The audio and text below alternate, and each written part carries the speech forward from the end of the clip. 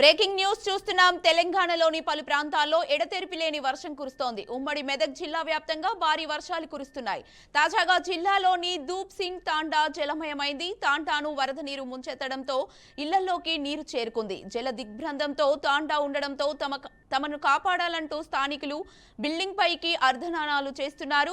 అలాగే భారీ వర్షాలతో కామారెడ్డి జిల్లా తిమ్మారెడ్డిలోని కళ్యాణి వాగు ఉధృతంగా ప్రవహిస్తోంది. వాగుపై బొగ్గు గుడిసె సమీపంలో బిర్చి నిర్మాణ పనులు చేపడుతున్న 6 కార్మికులు వరదలో చిక్కుకున్నారు. డీసీఎంలో అమర్చిన వాటర్ ట్యాంకర్ పైకి ఎక్కి సాయం కోసం ఎదురుచూస్తున్నారు. ఈ వరద కారణంగా కామారెడ్డి బిక్కనూర్ సమీపంలో రైలు పట్టాల కింద గండిపడింది. దీంతో రైళ్ల రాకపోకలు నిలిచిపోయాయి. మరోవైపు అల్పపీడనం ప్రభావంతో తెలంగాణలో మరో 3 రోజుల పాటు వర్షాలు కురిసే అవకాశం ఉందని వాతావరణ శాఖ అధికారులు హెచ్చరించారు.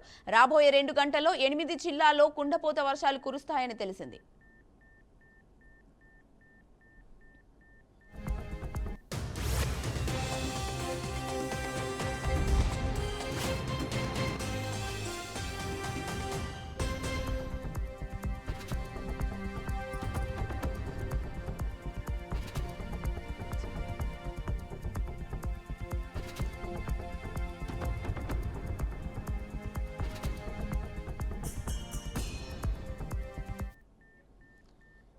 బ్రేకింగ్ న్యూస్ చూస్తున్నాం. తెలంగాణలోని పలు ప్రాంతాల్లో ఎడతెరిపి లేని వర్షం కురుస్తోంది. ఉమ్మడి మెదక్ జిల్లా వ్యాప్తంగా భారీ వర్షాలు కురుస్తున్నాయి. తాజాగా జిల్లాలోని దూప్ సింగ్ తాండా జలమయమైంది.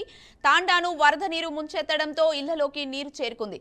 ఇక ఇదే అంశంపై మరింత సమాచారాన్ని మా ప్రతినిధి సాల్మాన్ అందిస్తారు. సాల్మాన్. థ్యాంక్ యూ కీర్తి.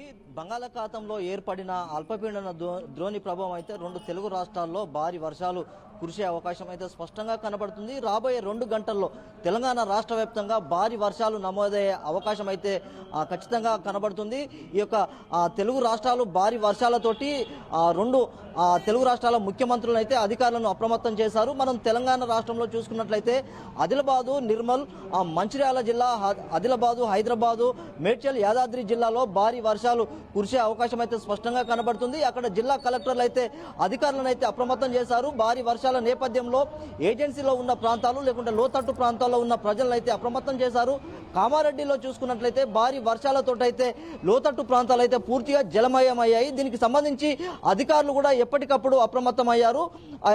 ఆ వర్షాల నేపథ్యంలో భారీ వర్షాలు కురుస్తున్న నేపథ్యంలో అధికారులు అయితే లోతట్టు ప్రాంతాలకు వెళ్లి వారిని సురక్షిత ప్రాంతాలకు తరలించేందుకైతే అన్ని ఏర్పాటు చేశారు. మనం చూసుకున్నట్లయితే ఎన్డీఆర్ఎఫ్ బృందాలు కూడా ఈ యొక్క రంగంలోకి దిగినట్లయితే మనకు అధికారులు చెప్తున్నారు. ఖచ్చితంగా ఈ యొక్క భారీ వర్షాల నేపథ్యంలో జిల్లాల కలెక్టర్లు కానీ లేకుంటే రెవెన్యూ ఎంఆర్ఓలు కానీ ఖచ్చితంగా గ్రామాల్లో పర్యటించి అక్కడ ఎలాంటి ఇబ్బందులు లేకుండా ఎక్కడైతే ఆ యొక్క వాగులు వంకర్లు పొంగి పొర్లుతున్నాయో జలమయమైన ఆ గ్రామాల ప్రజలైతే సురక్షిత ప్రాంతాలకైతే తరలించాలని అయితే అధికారులను అయితే ఆదేశించారు.